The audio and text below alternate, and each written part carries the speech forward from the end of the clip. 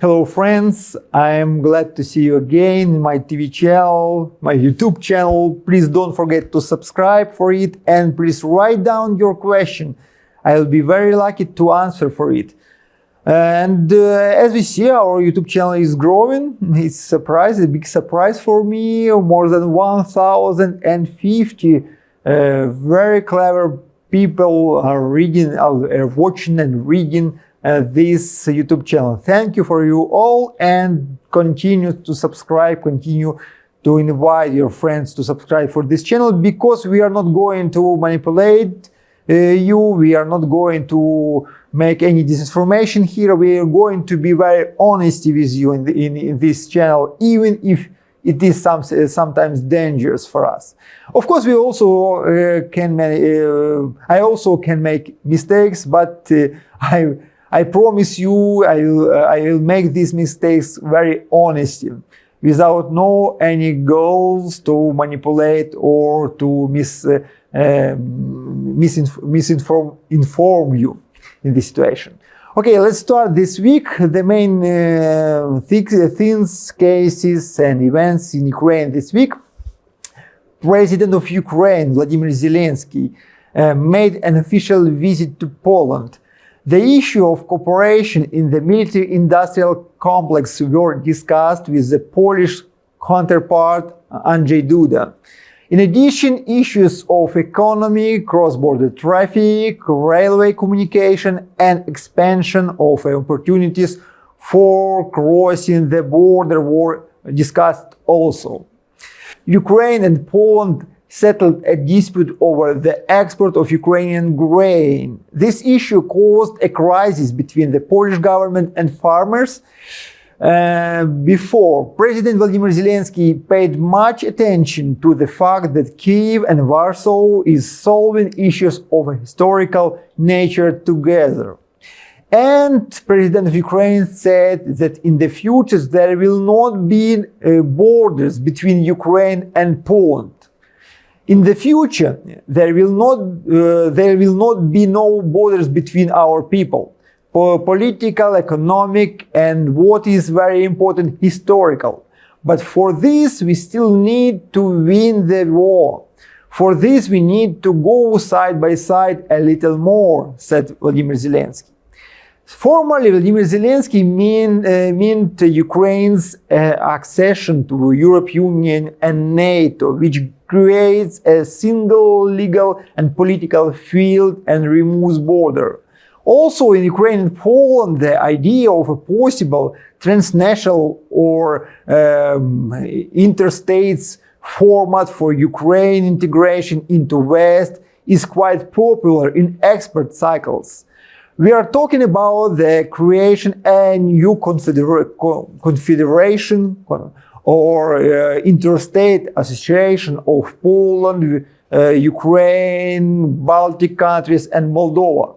This initiative was actively promoted in the United States and Great Britain as a fallback or temporary option in case of failure of Ukraine's accession to the European Union and NATO. In Ukraine, at the same time, in Ukraine, there are a lot of announcements about the large counteroffensive operation. Similar statements are heard from the United States, where they expect Ukraine to launch such a counteroffensive operation in the coming weeks, as the Secretary General Blinken said it. Julian Smith, permanent representative of the United States to NATO, announced this also. President Vladimir Zelensky said he would not discuss the limiting of the counteroffensive operation, but the Russians still have time to leave Ukraine, otherwise they will be destroyed. Secretary of National Security and Defense Council of Ukraine, Alexei Danilov, said that only 4 or 5 people around the world know the details of the future counteroffensive operation, of the armed forces of Ukraine. Therefore, it is necessary to carefully consider certain statements on this topic. Talk in discussions, public discussions on the counteroffensive is an attempt to drown the truth in the flood of disinformation, which makes it difficult for the Russian side to determine, to recognize the timing and direction of the future Ukrainian attack. In fact, in general, the topic of Ukrainian counteroffensive may turn out to be an element of an informational, psychological special operation or politechnology. In order to influence the Russian Federation, to provoke panic among the population on the occupied territories, to force the movement of troops, etc., to create an image of victory within Ukrainian society, and in order to receive more extensive military technical assistance from Western partners. The Ukrainian counteroffensive is also important for Western partners who, before the start of the full-fledged election campaign in the United States, seek to put forward new ultimatums for the Russian Federation. But forecasts in Western countries regarding this counteroffensive are not ambitious. In general, it can be concluded that an unsuccessful or heavy loss attempt by Ukrainian troops to retake their territories may push the allies to induce Ukraine to start negotiation with the Russian Federation. In order for the expectations of Western partners to come true, Ukraine at least needs to conduct a successful counteroffensive operation in the coming months. Having broken through the southern front and reached the Sea Azov and the Crimea, without this, one cannot speak on the beginning of the struggle for the peninsula. At the front, at the same time, armed forces Russian army are trying to attack in the Limansk, Bakhmut, and Avdiivka regions and cities, and the Marinka direction also. Ukrainian troops probably launched a counterback near the Avdiivka also.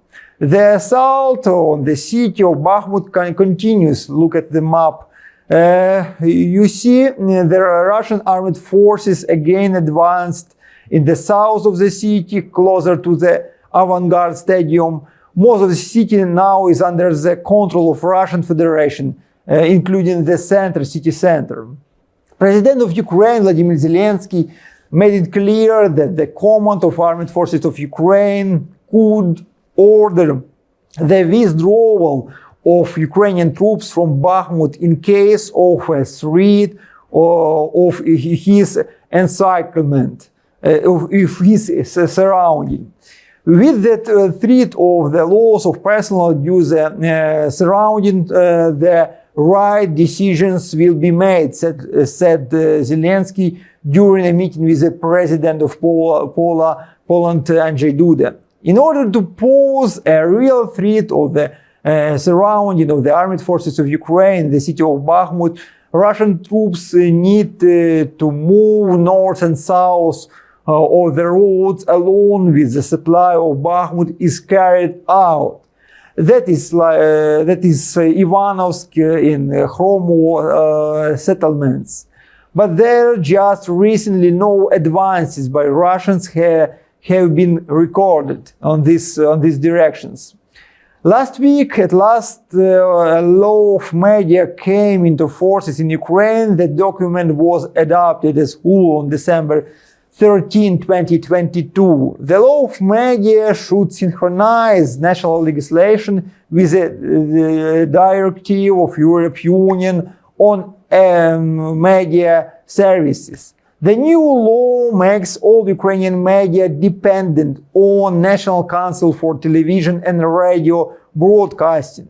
This council will be able to send binding orders to any editorial office in Ukraine, close online media without a court decision, demand the removal of a contact from the YouTube, Facebook, Google, and so on.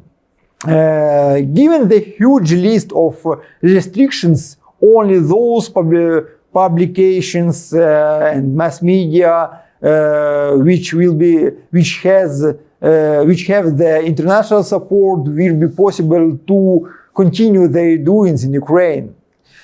It is important to note that the law on media will be enforced not only during martial law, which could justify many restrictions on the media, but also after the end of hostilities, which ultimately threatens to turn the law into an instrument of total control by the authorities over the media, especially during the elections time. One more topic, international topic, and last topic for this video. French President Emmanuel Macron and European Commission President Ursula von der Leyen arrived on a visit to China in order to convince Beijing to use its influence on the Russian Federation to establish peace in Ukraine, or at least prevent China from directly support Moscow. On the first day of his visit to Beijing, President of French Emmanuel Macron said that the Chinese peace plan for Ukraine presented to the end of February testifies to the will to contribute to the resolution of the conflict. China advocates a peace plan for Ukraine which provides primarily for the stopping the hostilities and starting the negotiations.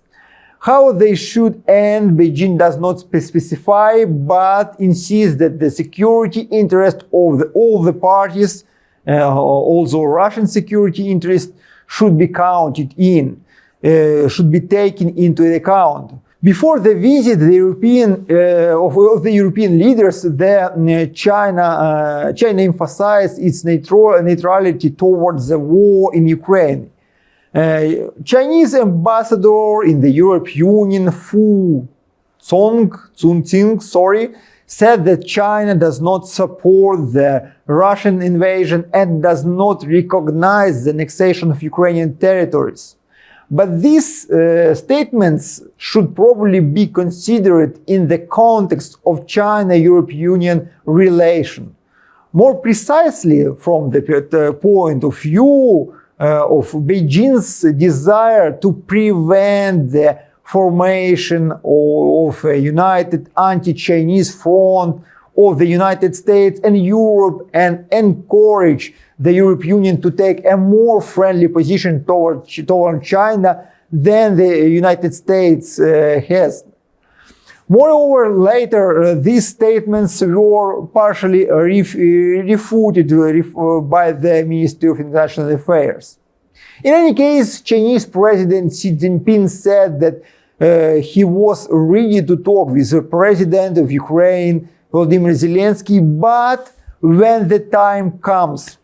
That is a negotiation between the head of China and Ukraine, as Emmanuel Macron insisted, will not take place yet.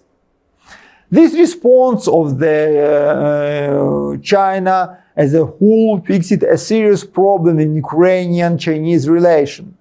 In this regard, this is a negative trend not only for Ukraine but also for the European Union, because Union hoped that China would be able to influence not only for Russian Federation but also in Ukraine, persuading Vladimir Zelensky and his team to resume peace negotiation in the special time.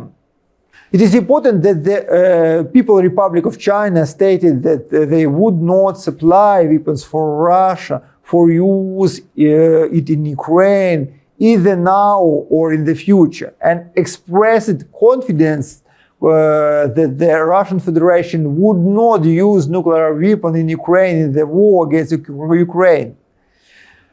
which, however, does not exclude the further supply from the China to the Russia Federation of certain parts for military equipment and all equipment in general.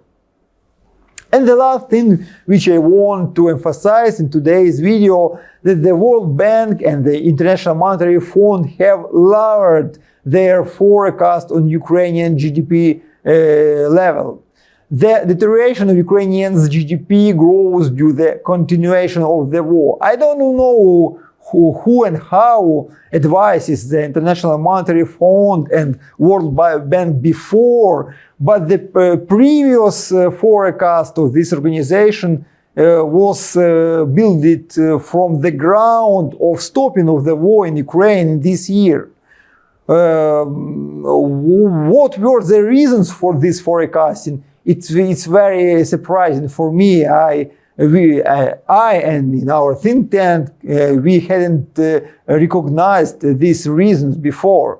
But nowadays, the World Bank, International Monetary Fund have to rebuild their forecast, and to say honestly that Ukrainian GDP growth in this year and the future year will be much lower than they predicted before.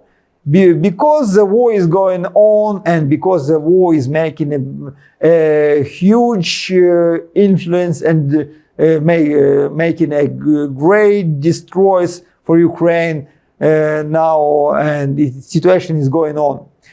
Thank you, friends, for watching this video. Don't forget to subscribe. Don't be ashamed to write down your question. I will be lucky to answer for all of them. Thank you. Bye-bye. Have a nice weekend.